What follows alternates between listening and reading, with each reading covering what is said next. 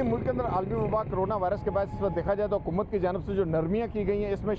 सुबह 6 बजे से लेकर शाम 4 बजे तक कारोबारी छोटे ताजर जो हैं इन्हें दुकानें खोलने की इजाज़त दी गई है, ताकि अपने SOPs के मुताबिक जो हुकूमत सिंध की जानब से SOPs जारी की गई है, जिसके अंदर एहतियाती तदाबीर में जो दुकानदार हैं वो भी मास्क पहनेंगे, सैनिटाइज़र रखेंगे और आने वाले गाहक जो है उन्हें भी मास्क पहन कर अंदर आने की इजाज़त होगी। इसके अलावा जो SOPs पर अमल नहीं करेगा, इस पर कानून नाफिज करने वाले इदारे उस दुकान को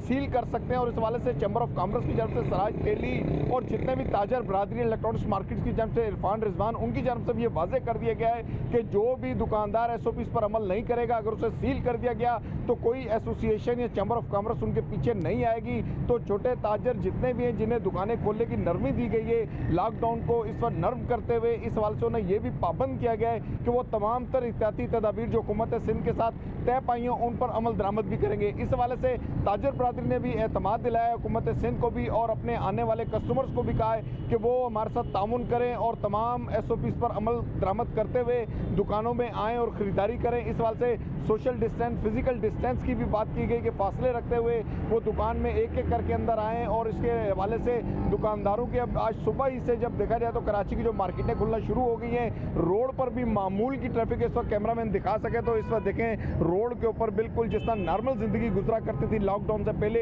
वो ज़िंदगी अब गुजर रही है। और उसके मुताबिक